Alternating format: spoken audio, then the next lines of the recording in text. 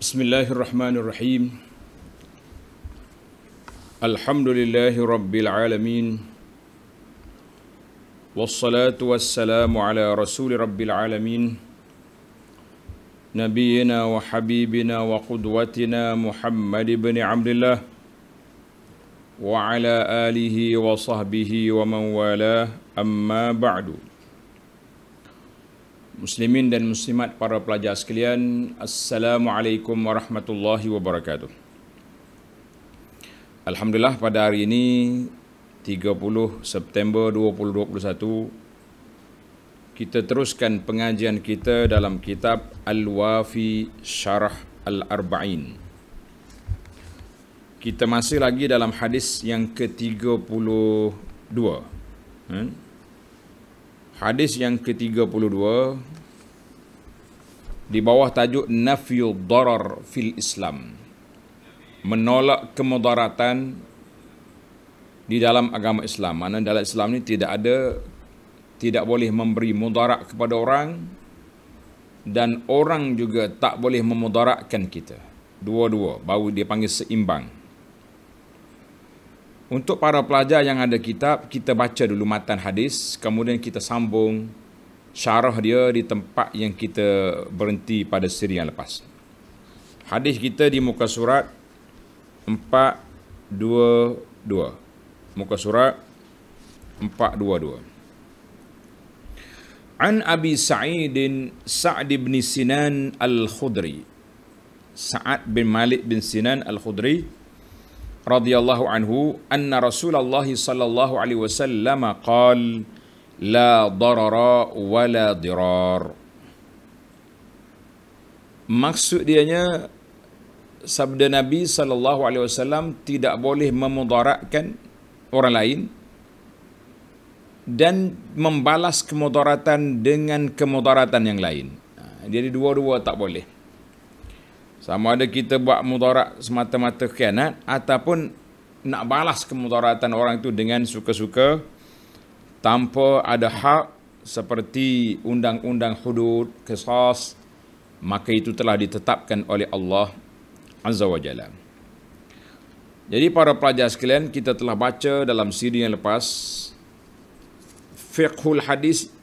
Yang pertama, menafikan, ditolak segala bentuk kemudaratan, bukannya hukuman dan kisah. Mana kalau kisah ni mudarat juga, dia putus kepala orang tu, tapi itu dia panggil mudarat untuk nak menutup mudarat yang lebih besar. Potong tangan pencuri mudarat, tapi untuk menutup kemudaratan yang lebih dahsyat. Yang kedua, penanggungjawab taklif dalam agama Islam tidak terdapat pada sesuatu yang mengandungi kemudaratan, dan larangan pula tidak wujud pada sesuatu yang punya manfaat. Itu secara umumnya seperti itu. Kemudian kita pergi kepada yang ketiga,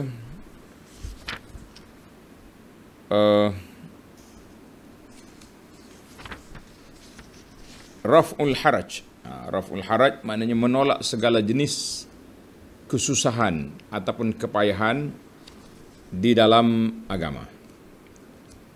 Dalam bab ini telah dibawa contoh mudarat keberatan ataupun kesempitan. Contoh dianya tayamum bagi orang sakit ataupun tak ada air, berbuka puasa bagi orang musafir dan orang sakit, dosa melanggar larangan ihram diangkat sekiranya dibuat itu kerana terpaksa ataupun kerana darurat, menangguhkan orang yang berhutang daripada bayar hutangnya sehingga dia boleh bayar. Yang keempat, tidak lazim bagi orang yang bernazar untuk jalan kaki menunaikan haji, termasuklah untuk pergi ke Putrajaya, tak lazim. Itu buat karut saja. Baik, sekarang ini kita berpindah kepada tajuk kita yang keempat, mazahirud darar. Dalam bahasa Arab tulis mazahirud darar, artinya ciri-ciri fenomena perkara yang mendatangkan kemudaratan. Apa dia perkara ini? Zahir ataupun nampak tujuan atau maksud untuk mendatangkan kemudaratan dalam dua aspek tindak tanduk. Dua perkara ni nampak. Yang pertama, tindak tanduk yang dilakukan oleh si mukallaf, kenalah mukallaf tu kita lah, manusia ni. Beliau tidak mempunyai tujuan lain melainkan untuk mendatangkan kemudaratan ke atas orang lain. Mana perbuatan dia ni nak mudaratkan orang je. Jenis ini tidak syak lagi akan keburukan dan pengharamannya. Orang nak buat benda tak baik dalam ataupun nak buat perkara ia untuk memberi mudarat kepada orang, maka ini total dia panggil haram. Yang kedua, tindak tanduk dia panggil tasarrufat si mukallaf yang punya tujuan yang sahih, yang baik dan disyarakkan, maknanya diizinkan oleh syarak. Akan tetapi tujuan ini mengakibatkan kemudaratan ke atas individu lain. Syarak benar, tapi dia memberi mudarat kesan kepada orang lain. Kita akan tengok dalam dua-dua perbahas ini para jemaah sekalian. Baik, kita mula dengan yang pertama. Yang pertama, tasarrufat, tindak tanduk seseorang itu semata-mata nak menyusahkan orang lain. Di sini Tuan Syekh kita bahagikan dalam beberapa kategori. Harapnya para pelajar boleh ambil perhatian lah, sebab dia ni, kita ni akan masuk dalam banyak bab. Bab jual beli ada, bab perkahwinan pun ada. Nikah cerai. Jadi kita akan perhatikan satu-satu. Itu contoh. Tuan Syekh kita bawa contoh dalam ini untuk nak menunjukkan bahawa Islam tidak membenarkan sebarang bentuk kemudaratan. Tidak dibenarkan. Yang pertama, al-madarratu fil bai'. Kemudaratan dalam urusan jual beli. Ada beberapa kategori, beberapa jenis. Yang pertama, dia panggil bai'ul muttar. Bai'ul muttar, jualan orang dalam keadaan terdesak. Dia nak sangat ke duit, tapi tak ada duit. Dia nak satu barang, nak beli ubat ke, ada satu keperluan yang dia perlu. Nak tangguh tak boleh, nak beli tak ada duit. Jadi bagaimana cara dia? Tengok contoh yang dia buat dalam kitab. Seorang itu amat berhajat kepada barangan. Dia nak benda, nak ubat ke, nak makanan ke, tetapi tidak mempunyai wang untuk membayar harganya. Lalu beliau mengambil barang itu daripada si penjualnya dengan tambahan harga yang lebih daripada harga lain, harga biasa. Seumpama membelinya dengan harga RM10, sedangkan harganya RM5. Dia pergi, dia kata, aku nak benda ni. Tuan kedai kata, ambil RM5. Cash, tunai. Aku tak ada duit. Tak boleh. Tak apalah, saya nak juga, perlu juga. Saya bayar 10, tapi bila-bila. Itu dia panggil. Maka perbuatan ini dilarang. Sebab ada sebuah hadis, kata-kata Sayyidina Ali. Asar Sayyidina Ali ini dikeluar oleh Imam Abu Daud. Cuma para penilai, semua muhakkik Sunan Abi Daud yang semasa ini, seumpama Syekh Arnaud, Ahmad Syakir, Syekh Nasiruddin, semuanya berkata sanad dia dhaif. Kita baca dululah.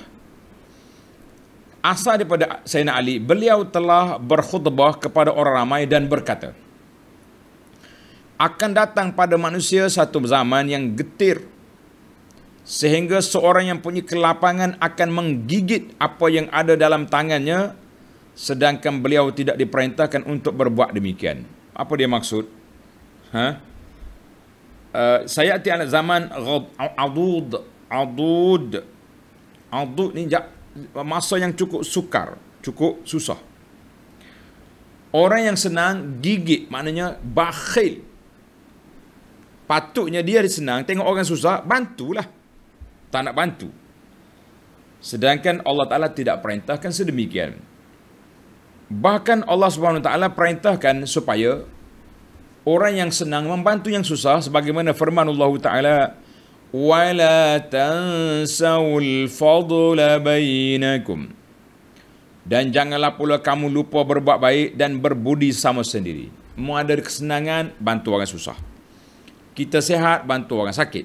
Itu patutnya surah Al-Baqarah 237. Tapi beliau menjalankan urus niaga dengan orang dalam kesempitan dan kesusahan yang begitu menekan. Sedangkan Rasulullah SAW telah melarang urus niaga ini. Kerana dalam urusan seumpama ini wujud ciri-ciri unsur keterpaksaan. Dia panggil bai'ul muttar. Jual atau beli dengan sebab terdesak. Maka berlakulah kezaliman. Berlaku kezaliman. Jadi Nabi Ali kata tak boleh jual macam tu. Jualah macam ni terpaksa. Orang patutnya bagi free ya. Dia dah lah dia nak jual. Up pula, naik harga pula. Zaid al-Ismaili, ada nama kita hadis juga ni. Dia kata apa? Dalam asar ini juga kata in kana indaka khairun ta'udu bi ala akhika wa illa fala tazidanna halakan ila halaki. Dia kata ini sebuah riwayat daripada Nabi sallallahu alaihi wasallam. Sekiranya engkau mempunyai kebaikan, maka kembalikanlah kebaikan itu kepada saudaramu, dan jika tidak, maknanya kalau kita tak ada juga, janganlah menambahkan kemusnahan ke atas kemusnahan yang sedia ada pada saudaramu. Maksud dia apa? Kalau kita boleh bagi sedekah, itu yang terbaik. Kalau tak mampu, jual dengan harga yang paling rendah. Contohnya barang ni kita beli RM20. Kita jual di pasar 30, 35, 40. Tapi oleh kerana orang ni sangat terdesak, tak apalah, aku bagi modal je, ambil RM20. Ni dak tengok orang terdesak, tak apa, mu tak boleh bayar sekarang, okey RM50, nanti bayar bila-bila. Zadal halakan ila, makna kita menambahkan kerusakan, kebinasan di atas, makna tambah orang susah lagi susah. Ini dia panggil sistem apa ni? Kapitalis apa benda? Menindas orang. Maka kata di Abdullah bin Maqil, bai'ud darura riba. Jualan darurah ni anggap sebagai riba kerana menyusahkan orang. Harb ni salah seorang daripada rawi kepada mazhab Imam Ahmad. Dia kata su'ila Imam Ahmad. Orang pergi tanya Imam Ahmad tentang jual muttar, Imam Ahmad tidak benarkan. Kita kena ingat bahasa ulama salaf, kalau kata fakarihahu boleh jadi haramahu. Kalau kita kata makruh je, nampak macam relax. Baik, contoh yang kedua, menjual sesuatu yang telah dibeli dengan harga tertangguh dengan harga yang lebih rendah daripada harga belinya secara tunai. Ini dalam bahasa kita dia panggil, bahasa jual beli orang panggil bai'ul 'ainah. Benda yang sama kita pergi jual kepada orang yang sama dengan harga yang berbeza. Apa dia contoh? Contohnya kita kata handphone lah. Handphone ni harga dia 1,000. Kita pun dia ni pergi jual, kita jual kepada dia RM1,000 ansuran. Dia pun ambil balik. Bos, saya tak nak lah handphone ni. Saya nak jual balik ke awak 500 cash tunai. Nampak tidak? Orang yang sama, penjual A jual kepada B handphone dia dengan harga 1,000 ansuran, bayar ansur-ansur. B ambil, dia jual balik kepada A benda yang sama, orang yang sama dengan harga cash tunai 500. Maka sebenarnya B ni nak duit 500. Tetapi si A bakhil, dia kata ambil 500, mu kena bayar 1,000, itu riba. Jadi supaya tak jadi riba, dijual, jual. A jual ke B ansuran 1,000, B jual kepada A benda yang sama 500, 708. Ya, yang penting ya tunai. Maknanya kesimpulannya tunainya 500, bayar ansuran dalam masa setahun 1,000. 500 itu apa dia? Riba ke tak riba? Ini dia kata jual satu ni istarahu, beli dengan ansuran harga mahal. Kemudian dia pergi jual murah dengan harga, jual cash dengan harga yang murah dengan orang yang sama. Tengok ni. Apa pandangan ulama? Majoriti ulama, jumhur ulama mengatakan butlan, batal jual beli ini sebab cara dia jual itu zari'atun ila riba, membuka pintu riba. Saya rasa para pelajar sudah nampak. Bayar 5,000, bayar 500. Hak sebenarnya 500 ya kita dapat. 1,000 tu bayar. Harga sama, orang sama. Maka itu dia panggil, dalam bahasa mereka dia panggil bai'ul ainah. Majoriti ulama mengatakan haram. Majoriti ulama kata haram. Berdasarkan pada hadis Aisyah radhiyallahu anha, seorang perempuan report kepada Aisyah, dia jual daripada Zaid bin Arqam khadam dengan harga 800 dirham ilal ata, sampai kepada bila dapat duit bantuan esok, duit kerajaan bagi apalah kita kata sekarang ni, dulu BRIM, sekarang ni apa, contohlah kita kata duit. Fahtaj ila samani. Patut dia pun berhajat pula kepada nak ke duit tunai. Fashtaraituhu minhu. Aku pun beli balik daripada dia sebelum tempoh ajal dengan harga 600. Tengok sama lah tu. Aisyah marah. Dia kata bi'sa mashtaritu washtaritu. Apa ni kamu beli macam ni? Cakap kepada Zaid bin Arqam, Allah Ta'ala batalkan pahala jihad dia kalau buat macam ni. Mana Aisyah engkar kepada Zaid seperti itu. Kemudian Zaid datang minta maaf dan batalkan jual beli itu. Itu menunjukkan Aisyah larang. Cuma masyhur dalam mazhab Syafi'i, bai'ul inah ni dibenarkan. Betul ke Imam Syafi'i benar? Kalau kita tengok dalam kitab-kitab Syafi'i, nampak mengatakan, menisbahkan pandangan ini kepada Imam Syafi'i. Bai'ul inah ni boleh. Bila kita baca dalam kitab teks mazhab Syafi'i berbeza. Syafi'i kata apa? In kana fil 'aqdi ma yadullu ala qasdi al-ihtiyal. Kalau nampak dia orang ni berpakat, aku jual ansuran, awak beli cash. Benda sama, orang sama. Kan ada unsur berbau riba di situ. Cuma ditutup dengan cara jual beli. Maka tidak benar. Imam Syafi'i kata haram. Amma idza jara al-'aqdu mujarradan an zalika fa innahu sahih. Syafi'i kata syarat dia nak sahih tu ada mutawatu, tidak ada sebarang unsur. Kenyap mata pun tidak. Dua di antara A dengan B tadi. Cuma kebetulan sungguh. Waktu dia beli tu dia nak, tiba-tiba dia terdesak nak kepada belanja, nak duit gini-gini, dia pun hantar balik barang tu, dia bayar nak cash dengan harga lebih murah. Itu yang dikatakan boleh. Maka panjanglah perbahasan ulama. Kali kalau kita nak nisbah kepada Imam Syafi'i mengatakan harus bai'ul inah, agak sukar. Sebab itu dulu banyak bank di Malaysia ni dia guna bai'ul inah. Waktu tu ana masih belajar di Madinah, bila kita balik cuti, tengok, saya tak nak sebutlah nama bank, sekarang ni mereka dah tinggalkan cerita ni.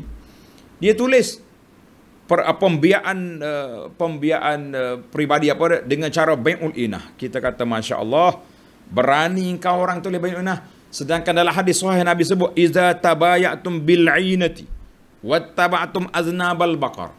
Sekiranya kamu jual dengan cara inah, kamu tak pergi berjihad, duk ikut punggung lembu ya, maknanya duk pucuk tanam ya, maka sallallahu, Allah Ta'ala akan hinakan kamu. Saya bila tengok iklan-iklan ni, kita kata Masya Allah beraninya orang di sini.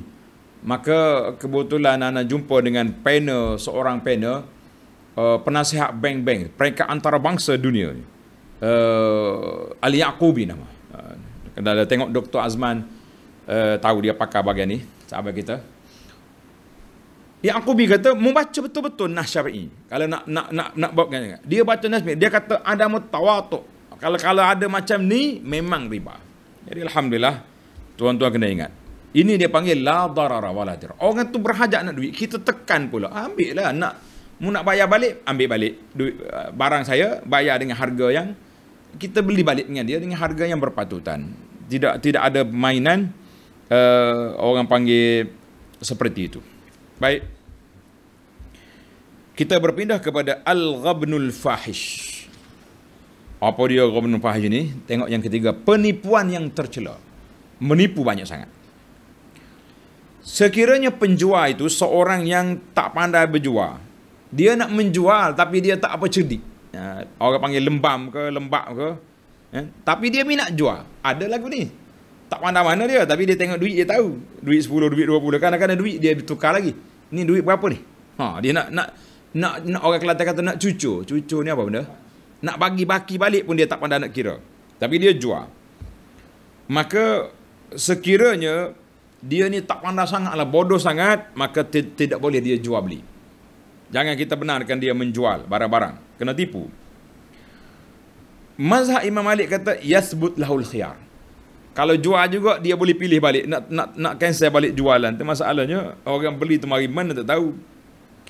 Al-Imam Al-Bukhari dan Muslim meriwayatkan hadis daripada Ibnu Umar. Seorang laki-laki mari repot ke Nabi, dia ni sentiasa ditipu dalam jual beli. Dia menjual tapi kena tipu dengan orang.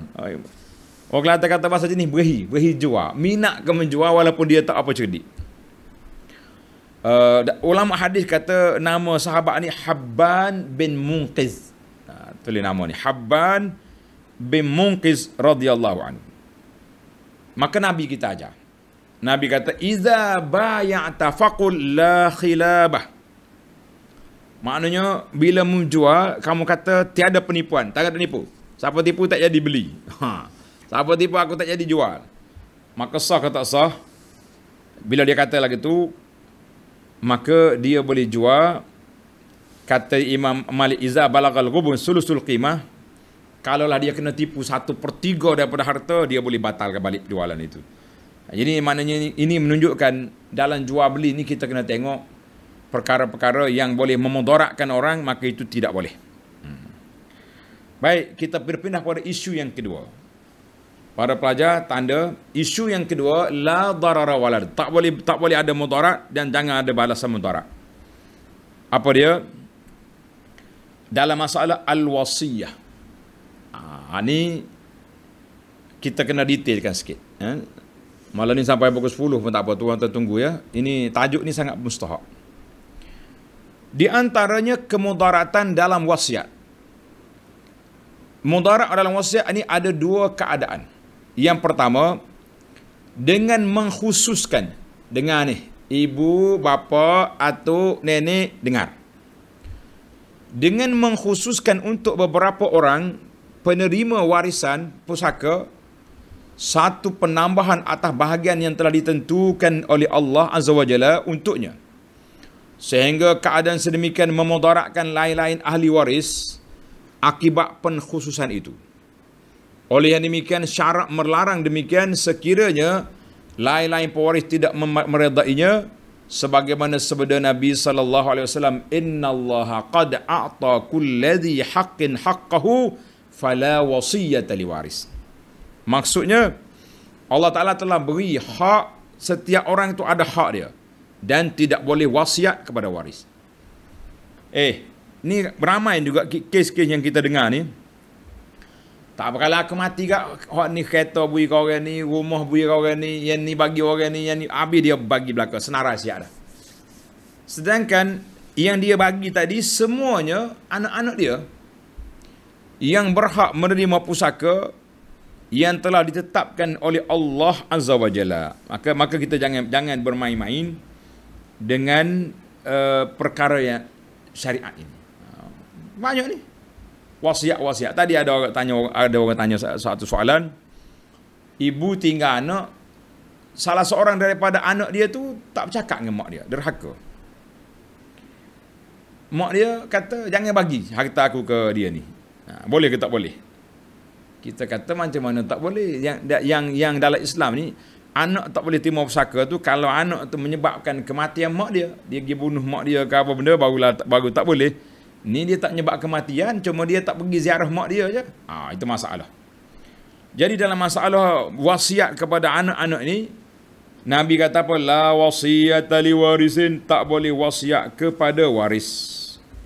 Tak boleh wasiat kepada waris. Hadis ini rawahu Abu Daud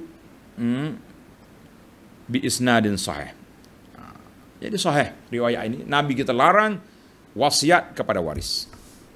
Tinggalkanlah cerita-cerita ini kepada Allah Azza wa Jalla. Tuhan bagi pusaka sendiri, tiba-tiba kita pula tak percaya dengan hak yang telah dibahagikan oleh Allah Azza wa Jalla. Baik, isu yang kedua. Ramailah kes macam ini. Hak ni bagi kau tu, orang ni bagi, orang ni bagi, orang ni. Habis dia tulis. Dia kena ingat, tuan-tuan dan puan-puan, bila kita mati, harta telah berpindah secara automatik kepada 4 perkara. Bila seorang tu mati, harta dia telah berpindah kepada 4 perkara. Apa dia? Yang pertama, dia kena selesai, kita boleh ambil duit dia untuk mu'natut tajhiz, menguruskan jenazah dia. Yang kedua, kita kena bayar hutang dia dengan orang dan hutangnya dengan Tuhan. Yang ketiga, dia pergi kepada wasiat. Wasiat lain daripada waris tadi. Wasiat lain. Itu pun tak lebih daripada 1/3. Yang keempat, harta itu secara automatik sudah menjadi pusaka. Jadi kalau kita nak sayang kepada harta kita, nak suruh jadi milik kita, kalau kita sayang harta nak suruh jadi milik kita, buat macam mana? Wasiat 1/3 daripada harta untuk wakaf. Boleh. Tapi jangan bagi wasiat kepada anak cucu, anak-anak sendiri. Itu tidak boleh.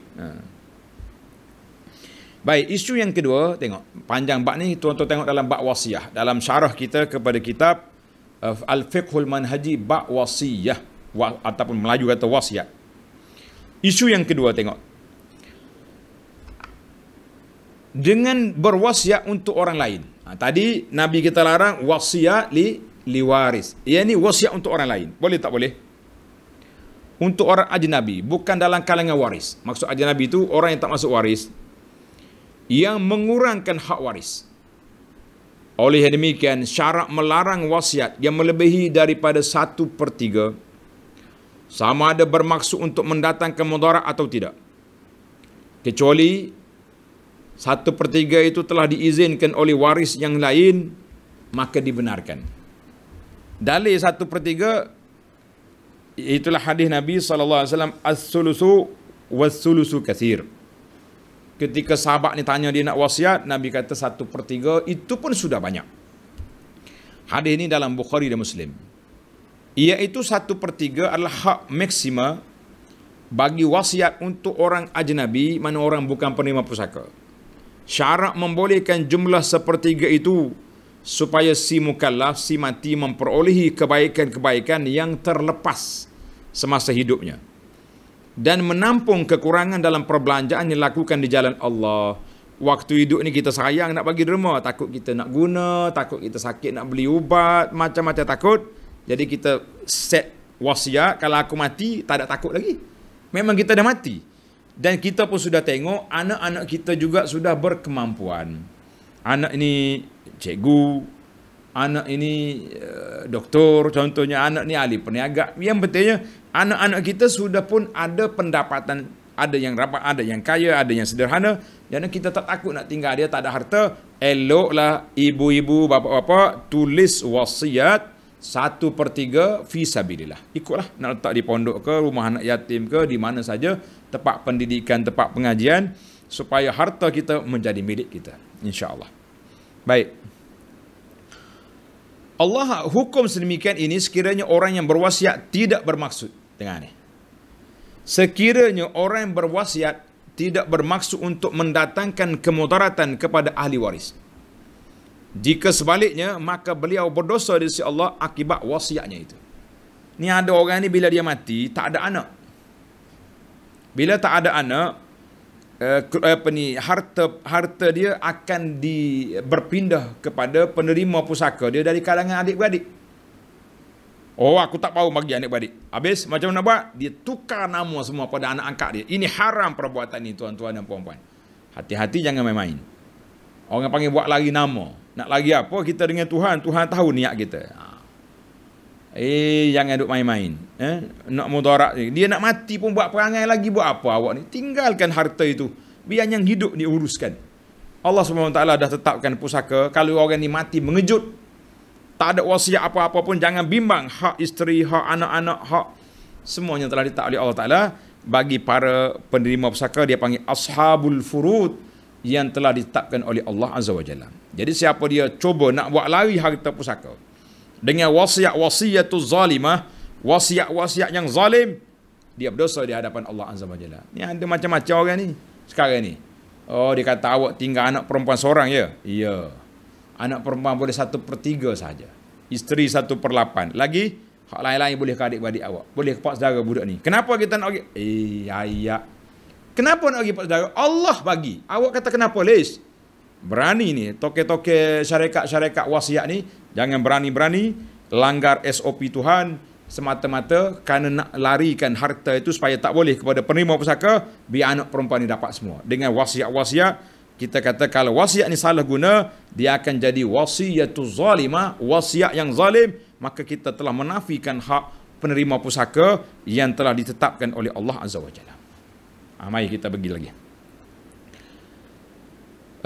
Firmanullah Ta'ala, min ba'di wasiyatin yusa biha aw dainin ghaira mudar.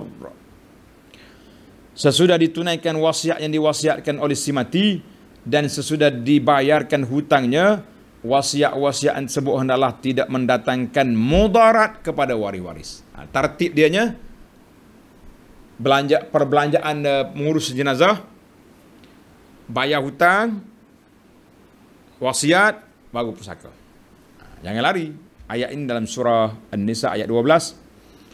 Berkemungkinan kemudaratan disebabkan wasiat itu membatalkan amalan-amalnya pula serta menghapuskan ganjarannya. Na'udzubillah. Na'udzubillah.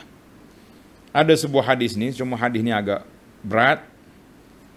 Hadis ni agak berat, tapi sanad dia dhaif. Saya bacalah. Walaupun dia dhaif, tapi telah diriwayatkan oleh Tirmizi dan lain-lain. Kata di Al-Muhaqqiq, dia kata isnaduhu dhaif. Tengok, innar rajula la ya'malu wal mar'ah bi ta'atillah. Seorang laki-laki dan wanita beramal selama 60 tahun, kemudian maut datang menjemput mereka, matilah dia. Maka kedua-duanya telah mendatangkan mudarat akibat wasiat yang mereka perbuat. Dia wasiat buat lari harta pusaka. Macam-macam kerana yang dia buat. Maka wajiblah mereka, neraka bagi mereka berdua. Kemudian Abu Hurairah membaca ayat, baca ayat apa? Mim ba'di wasiyatin, itulah ayat yang disebut oleh Allah Ta'ala tadi. Hadis ini riwayat At-Tirmizi dan lainnya, Muhaqqiq kata, tulis tuan-tuan, Muhaqqiq kata isnaduhu dhaif. Daripada Ibnu Abbas radhiyallahu anhum berkata, mendatangkan mudarat akibat wasiat adalah daripada dosa besar. Na'udzubillah. Al-idraru bil fil wasiyati. Membuat kemudaratan dalam wasiat termasuk dalam dosa besar. Na'udzubillah. Adakah suatu wasiat itu ditolak jika sabit maklumat yang kukuh akan maksudnya itu mendatangkan mudarat dengan iqrarnya, atau terus dilaksanakan juga? Dia buat wasiat ni, dia kata saya sengaja aku wasiat ni semata-mata nak larikan harta pusaka. Sah ke tak sah? Sah ke tidak wasiat ini? Qala al-jumhur, majoriti ulama kata tunaffas. Kita kena tunaikan wasiat dia. Berdosa dia dengan Tuhan, wasiat dia dengan manusia. Oh, kena mudarat apa ni? Jumhur kata wasiat dipenuhi. Riwayat daripada Imam Malik bahawa wasiat itu hendaklah ditolak. Imam Malik kata la, reject wasiat macam ni. Wasiat zalim ini kena reject. Ibnu Rajab berkata ianya adalah kiasan daripada mazhab Imam Ahmad. Yang pentingnya majoriti ulama kata boleh, tapi dosa dia berat. Maka eloklah tuan-tuan dan puan-puan jangan berani-berani buat wasiat yang melanggar perintah Allah Azza wa Jalla. Kita pergi pada contoh yang ketiga, ar-raj'atu fin nikah. Ni orang bermain-main dengan rujuk. Contohnya begini. Seorang ni cerai isteri dia. biasalah menceraikan isteri dalam masa 3 bulan, 3 bulan dia punya tempoh iddah, dia panggil iddah. Bila dekat nak habis iddah, sengih dia mai kat rumah. Oi, cik adikku, apa khabar?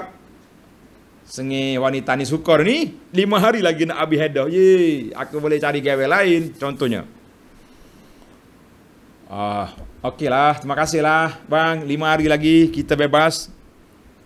Bebas. Suami ni kata, aku rujuk balik. Lah, tambah lagi 3 bulan lebih dia punya bertambah lagi apa dia? Iddah dia tambah. Ini perbuatan memudaratkan orang. Sebab apa? Semata-mata nak khianat kepada wanita itu untuk menambahkan iddah dia. Maknanya rojukkan dia tadi semata-mata nak menambahkan iddah. Boleh jadi dia dengar ada sarsulah, tak? 5 lagi hari habis iddah, seminggu lagi akan akad nikah dengan suami baru. Dia tak mau kacau punya. Pak dia pergi tambah rujuk semula, kemudian dia ni cerai balik. Iddah semula pula. Ini dia panggil khianat. Allah Taala sebut dalam Quran, fa'amsikuhunna bima'rufin aw sarrihuhunna bima'ruf. Klik baik, balik semula dengan pada isteri baik, ataupun lepas dengan baik. Jangan kan. Wala tumsikuhunna diraran li ta'tadu. Jangan kamu rujuk balik semata-mata supaya dia bertambahnya kezaliman kepada mereka untuk memberi mudarat. Dan jangan kamu pegang mereka yang rujuk semula dengan maksud memberi mudarat kerana kamu hendak melakukan kezaliman terhadap mereka. Allah larang. Surah Al-Baqarah ayat 231. Maka di sini khilaf para ulama. Zahaba Imam Malik. Imam Malik kata apa? Siapa dia rujuk isteri dia? Dia tak jima pun, dia khianat ya. Kemudian dia nak suruh panjang iddah dan di qasak apa ni, nak memanjangkan iddah dia, la tusta'naf. Imam Malik kata tak ada. Kita pakai iddah awal juga. Ia ni kacau punya. Masya-Allah tabarakallah. Tapi Imam Ahmad kata tak. Kalau dia rojuklah. Niat dia jahat tu dia dengan Allah Azza wa Jalla. Majoriti ulama juga kata tusta'naf. Kena sambung balik iddah. Sama ada dia qasak nak mudaratkan kawan ni atau tak qasak, dosa itu dosa dia, tapi isteri dia kena sambung iddah 3 bulan lagi, tangguhkanlah majlis perkahwinan. Kalau lah, itu contoh dia. Baik, kita ambil satu lagi contoh. Contoh yang keempat, al-madarratu fil ila.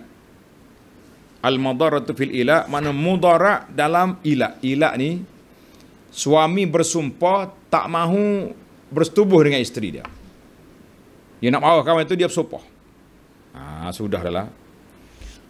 Bila dia bersumpah, la yujami'uha, maka sekiranya sebelum dia sumpah ni, dia tak lebih daripada 4 bulan. 4 bulan tempoh masa.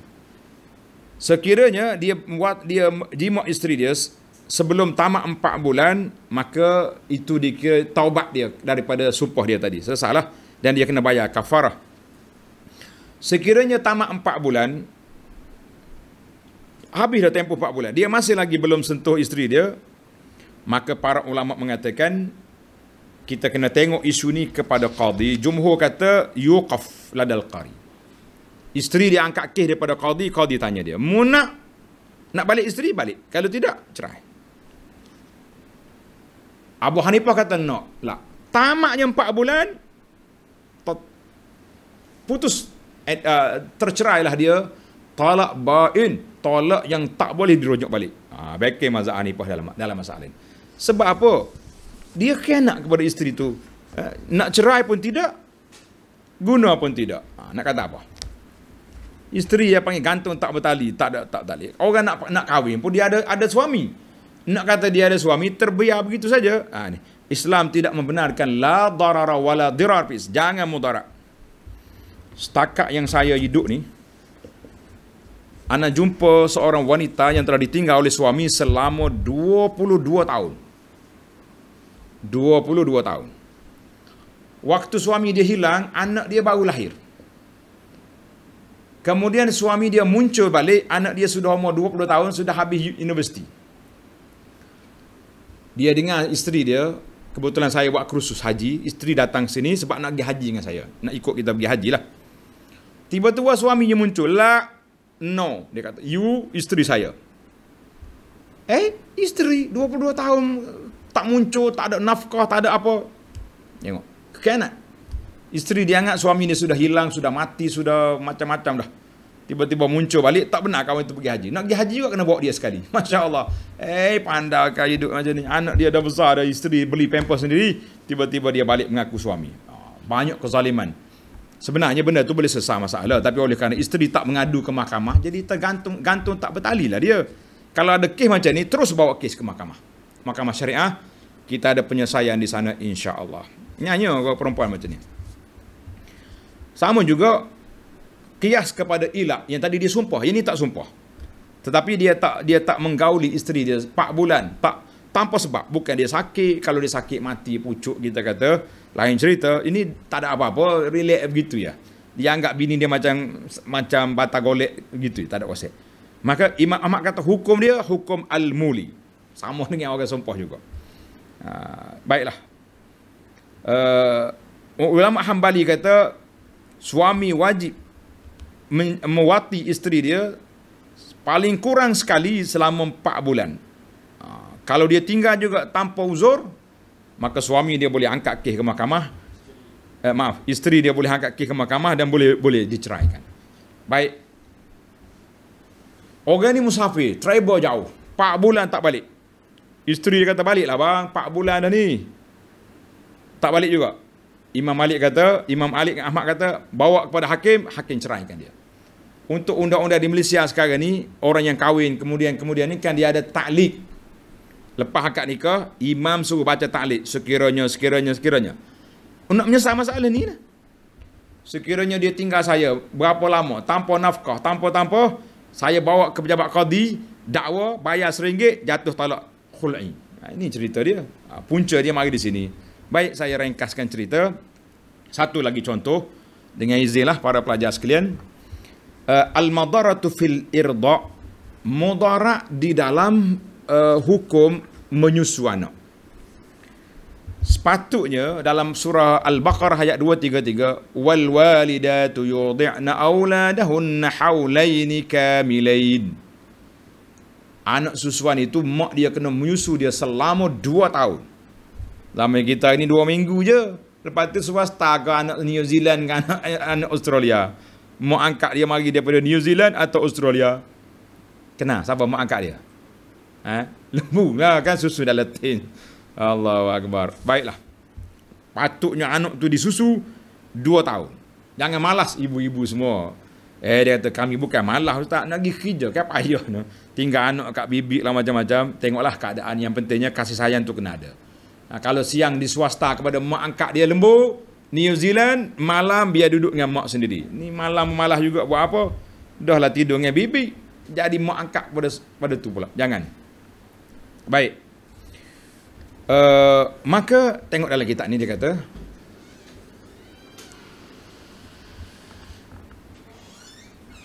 hadis ini tashmalul ayah, larangan daripada memudaratkan kepada mak dia sekiranya bapak dia tidak benarkan mak dia menyusu anak. Falil walidati al haqqu fi irda'i waladiha, ibu berhak untuk menyusukan anak itu. Kalau bapak dia tak bagi menyusu, ada sebab-sebab tersendiri, boleh. Tetapi anak tu kena bagi orang lain menyusu. Zaman dulu mak susuan, kan Nabi pun ada mak susuan dia. Sekarang ni mak susuan kita tak pelik. Dalam tin semua ada belaka, boleh. Maka di sinilah kita mengatakan bahawa suami tidak boleh menghalang isteri itu daripada menyusukan anak. Itu juga termasuk dalam mudarat kepada anak itu sendiri. Wallahu alam. Baiklah, cerita mudarat susu ni banyaklah. Kan? Jika suami macam, jika si ibu adalah seorang janda, ibu tunggal. Ibu tak ada suami, yang tadi ada suami. Yang diceraikan oleh bapa si anak atau seorang balu dan meminta untuk menyusukan si anak dengan upah. Dia kata boleh, aku nak susu anak engkau ni tapi dengan upah. Dengan upah. Maka si ibu itu berhak kepada demikian. Aku tak susu anakmu. Dia cerai, suami dia cerai dia. Nak susu bayar RM20 sehari. Suami kena bayar. Walaupun mak budak tu. Sebab hak belanja anak ini duduk di atas bapa. Ibu tu menyusukan anak. Masya Allah, tabarakallah. Hei. Tapi sekiranya ibu menuntut upah lebih daripada upah biasa, dia panggil upah ujratul misil, dengan perbeasaan yang besar, maka si bapa atau si waris mendapati wanita yang boleh menyusukan anak dengan upah, tak payah bayar mak dia. Sebab itu mudarat. Kita kena ingatlah, mana walaupun ibu sendiri kalau beri mudarat pada anak, kita tak mahu yang kedua. Baiklah para pelajar sekalian, tamatlah kita. InsyaAllah kita akan sambung dalam siri yang akan datang. An-naw'us tsani minat tasarrufat. Ciri yang kedua daripada tingkah laku orang ini, dia tujuan dia betul, disyariatkan, cuma mungkin menyebabkan kemudaratan kepada orang. Yang tadi memang dia niat nak mudaratkan, yang ni tak niat mudarat, cuma ada kemudaratan. Kita cuba bincang dalam siri yang akan datang, insya-Allah. Subhanakallahumma wa bihamdika asyhadu an la ilaha illa anta astaghfiruka wa atubu ilaik. Wa sallallahu ala nabiyyina Muhammad wa ala alihi wa sahbihi ajma'in walhamdulillahi rabbil alamin. Wassalamualaikum warahmatullahi wabarakatuh.